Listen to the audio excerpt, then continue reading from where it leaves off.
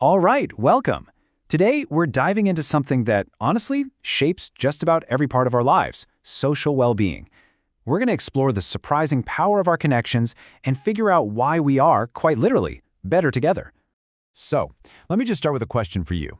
What if the single biggest predictor of your happiness, your health, and even how long you live wasn't your job, or your success, or your bank account, but simply the quality of your relationships? Okay, so first things first, let's make sure we're on the same page. What are we actually talking about when we say social well-being? At its heart, it's pretty simple. It's our ability to develop and maintain positive relationships. And this isn't just about your best friends. It's the whole network, your family, your coworkers, even your community. It's really not about the number of connections you have, but the meaning you find inside of them. All right, so we know what it is, but why does it matter so much? Well, this is where it gets really fascinating. There's some powerful science behind our need to connect, and honestly, the benefits are kind of staggering. So look at this list. This isn't just a collection of feel-good ideas. This is a science-backed roadmap to a better life. The impact is profound. For example, get this. Research shows that chronic loneliness can be as damaging to your health as smoking 15 cigarettes a day. That's wild. When we have strong connections, our bodies literally produce fewer stress hormones, which makes us more resilient. And that feeling of support, it directly fuels greater optimism, a deeper sense of purpose, leading to improved health and even a longer life. It's like a total upgrade for your mind and your body. So here's the bottom line. We are biologically hardwired for connection. It's in our DNA. For our ancestors, being part of a tribe wasn't a luxury. It was essential for survival. And that wiring hasn't gone away. Feeling like you belong isn't just a nice to have. It's a core psychological need, just as fundamental as food or shelter. We're just not built to do life alone. Okay, I get it. Connection is critical.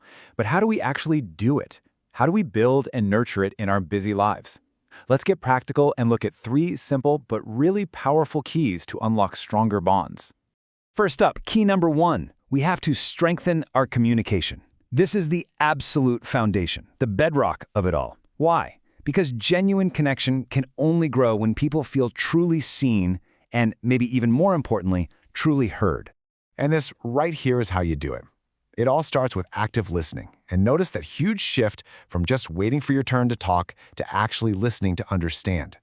When you do that, you naturally start paying more attention to body language, to the emotions behind the words. This prompts you to ask better questions to clarify things, all while you're using positive cues like nodding to show you're engaged. When you combine all these little things, you create a space where a real connection can actually flourish. All right, our second key is all about consistency. The strongest relationships aren't built on grand, occasional gestures. They're built in the small, consistent moments, and that's where these rituals of connection come in. Rituals are so powerful because they create predictability and shared memories. It could be something as simple as a monthly coffee date or a weekly game night. Honestly, the activity itself matters way less than the intention behind it, which is making dedicated time to nurture that relationship. And finally, our third key is about expanding our circle to belong to something bigger than just ourselves. This is so important because it gives us a powerful sense of identity, purpose, and a shared meaning in our lives. And the possibilities here are endless. You could volunteer for a cause you're passionate about, join a book club, or sign up for a local sports team. When you find your group, you find a place where you can contribute and connect with people who just share your interests and values. Okay, so now that we've got the what, the why, and the how, it's time to bring it all home. Real growth happens through reflection, so let's just take a moment to think about your own connections. First, think about this. Who is your rock? That person you turn to for support and advice. Who comes to mind? And what is it about them that makes you feel so supported? Okay, next question. Who do you have the most fun with? Connection isn't always super serious, right? Who brings that joy, that laughter, and lightness into your life? Picture that person. And one more for you. Think of a favorite teacher or a mentor from your past. What are, say, 3 specific things you really admire about them? What impact did they have on you? Okay, now here comes the most important part. Don't just think about these things, share them. Reach out to those people you just thought of and tell them what you wrote down. Seriously, because connection deepens so much when appreciation is actually expressed out loud. And here's the beautiful, simple logic behind it. Sharing your appreciation is an act of vulnerability. That vulnerability builds trust. Trust solidifies your connection, and that connection directly fuels your well-being.